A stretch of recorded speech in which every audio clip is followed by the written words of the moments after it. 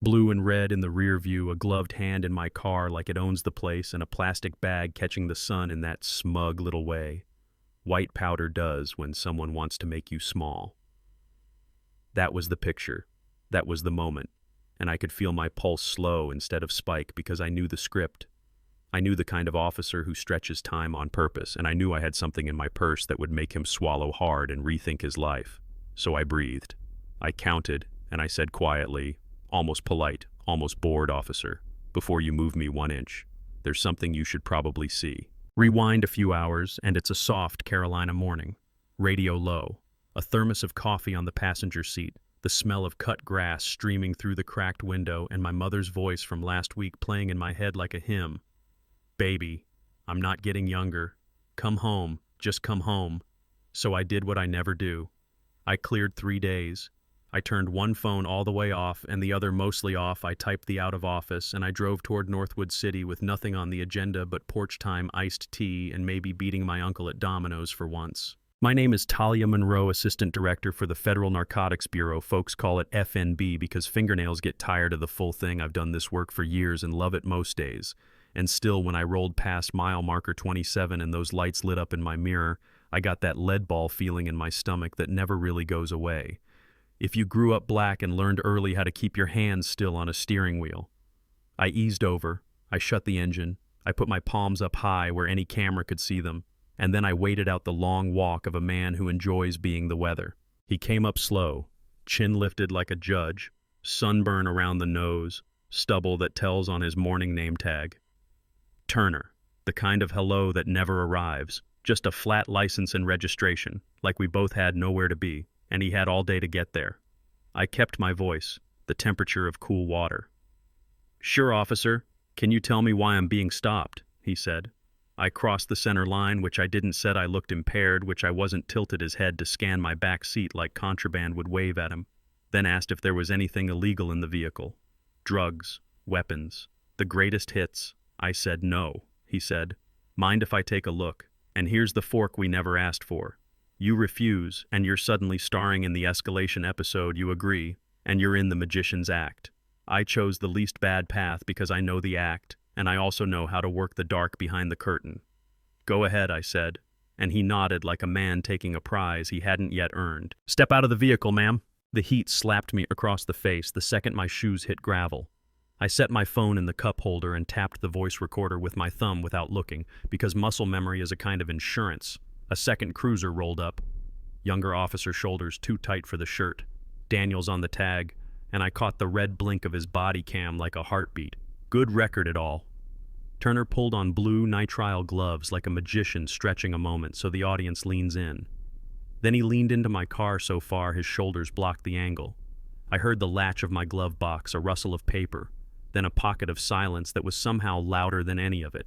And when he straightened, he had that sales smile, the one that says he's seen this trick play out 100 times and he's banking on making it one more. He held up the bag, looked at me with a tired smirk. "Ma'am, care to explain that isn't mine?" I said, steady as a courthouse step. "It was in your glove box," he said. "It wasn't there." 2 minutes ago, I answered. "That's what they all say." And then the cuffs cold on skin, click, click, a little tighter than necessary so I'd know what part of this he enjoyed. People slowed to stare because a shoulder stop is free theater. The radio codes started, the ones that make human beings sound like lunch orders. And the young one, Daniels, kept staring at his boots, and then at his camera, and then anywhere but my face, which told me he knew what he'd just watched, even if he wouldn't say it yet. The sergeant arrived in a dust cloud, older gravel voice eyes that keep a ledger. "What do we have?" he asked, and Turner lifted the bag like a county fair ribbon. "Cocaine glove box." I said nothing. Watched everything, counted breaths, because there are moments you can win small and lose big, or win big and change the math for more than yourself, and I needed to see how far this went before I ended it. The sergeant told Turner to process me at the station.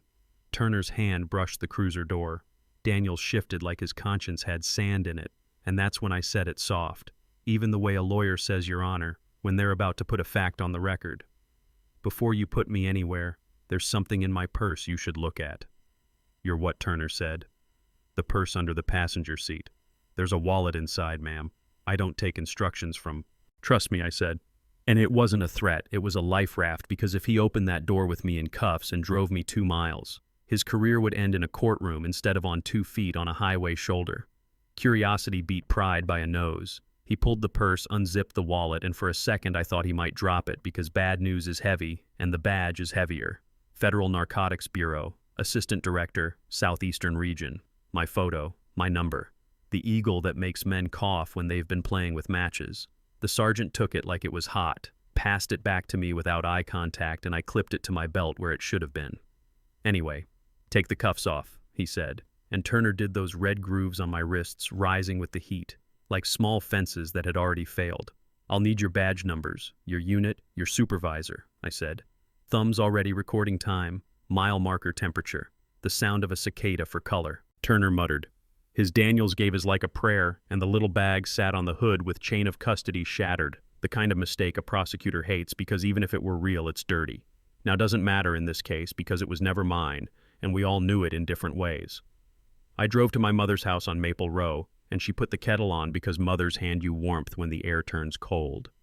I opened my laptop at her table with the oilcloth of cherries and started building the map, an email to my leadership 1 to Public Integrity at the U.S., Attorney's Office 1 to our Regional Civil Rights Unit, and then a call to Sunlight Ari Brooks at the Northwood Ledger, a reporter who can sniff a rot 2 counties away.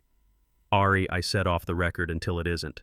I need you to pull every complaint that mentions State Route 214 late afternoon solo driver. Look for Turner. Look for his mentor. Look for 3-minute searches that discover miracles. She did what good reporters do. Clicked until the pattern turned from smoke to ink. 19 complaints in 2 years, same road, same time of day, same officer on 15 charges dropped or pled down. And then a second thread. The evidence room, 7 entries of cocaine logged for testing or disposal that never found their way home. Dates that just happened to match Turner's busiest weeks. You know what I mean? Patterns like to hold hands. I rang Internal Affairs next. Lieutenant Marcus Leclerc, a man who has to live with more gray than most of us would stand. He listened. He sighed like someone punched the balloon, and he said out loud, the thing that turns the stomach. The city tied grant money to arrest numbers. I asked who writes those checks. He said Sentinel Corrections Group, and I felt the floor tilt because when money puts its hand on the scale, it never lifts it for free. The next morning, the union went on TV and called me political anti-police, a grandstander with a badge. Some folks from church who smiled at my mother on Sundays were suddenly sharing Facebook posts about how I'd always been a problem. A cruiser idled across from my mother's porch in a way that wasn't hiding and wasn't protecting either. My regional boss called with that careful tone that says, I believe you and I also believe in budgets. Maybe you should recuse, he suggested. I said I am the case and hung up, then dialed a number I'd been saving for a day I hoped wouldn't come. Lieutenant Howard Keene retired, a good one who left before he broke. He had a memo from 2021 screaming quietly about quotas. He sent it, the kind of document that reads like I told you so, and I hate that I did. 2 days and Officer Daniels asked to meet. We picked a diner with a cracked pie case and a waitress who knew everyone's first name and who drank what he said his hat on the table like it was fragile. His hands shook a little. He said he didn't see Turner pull anything from his pocket, but he saw the back block, the glove box, and then the bag appeared. He slid me a USB like a spy in a movie that knows he's being watched. My body cam didn't catch the angle, he said, but the mic heard what it heard. The latch, the paper, the 3 seconds of quiet timeline matters, doesn't it? It always does. I said, yeah, that happened. As Ari's first story went live, people started bringing their lives to my mother's porch like offerings, notarized statements, ticket copies, court minutes, a barber who lost customers because folks don't want to sit in a chair with someone whose name is on a docket, a choir alto who took a misdemeanor plea because she couldn't miss work for court, a kid I remembered from the neighborhood who had learned too young how to make his face unreadable. The pattern was clean, like a knife edge, and it cut the same way every time. And when Ari's second piece hit the regional sites, and then the national broadcast crawls, the city council suddenly discovered urgency. They called an emergency hearing for Tuesday, and in the time between, because the internet loves a leak, more than a cat loves a sun patch, emails spilled one from the chief Nolan Price subject line, Q3 goals, telling supervisors they needed 180 drug arrests to secure renewal with Sentinel. Another from a sergeant nudging Turner that Route 214 offered opportunities and that 8 arrests for the quarter would not do. If you want to see cowardice, watch someone pretend words mean the opposite of what they obviously mean. The hearing felt like someone squeezed a gymnasium into a fishbowl and wired it for sound cameras on tripods like iron weeds, microphones everywhere. The gavel trying to make thunder. I walked up without notes because sometimes you have to trust your bones. My name is Talia Monroe, Assistant Director with FNB on August 19th at approximately 4:07 p.m. Officer Blake Turner planted a bag of cocaine in my vehicle on State Route 214. The air got thin for a second and then thick with whispers. I put the timeline on the screen. The city usually uses for new library carpet. 3 columns. My phone audio, Daniel's body cam audio, dispatch timestamps, 4:06:52, the glove box closes, 4:06:55, Turner approaches, 4:06:58, paper rustles, 4:07:01, 3 seconds of silence, 4:07:04, discovery announced. I let the math sit in everyone's lap. Then I clicked the evidence log with the missing entries, circled ugly red, then the Sentinel emails, then a slide of citizens' first names and initials, because you don't feed people to the internet. Even when they have already been chewed, the chief tried to smooth it. Performance metrics are standard, he said. No one told anyone to break the law. And then a council member who had not planned to be famous said the quiet part out loud by accident, Chief. Your June budget presentation tied grant revenue to increased arrests, and we all saw the slide and approved it. Her hand flew to her mouth like she could catch the words and stuff them back too late. Thunder motion on the floor. Unanimous. Vote for federal oversight consent decree on the Crawl Chief's resignation email. At dawn the next day, 2 sentences long, like shame. Turner terminated by lunch, the kind of termination that takes your pension behind the barn. The DA opened review of 126 cases in Turner's wake.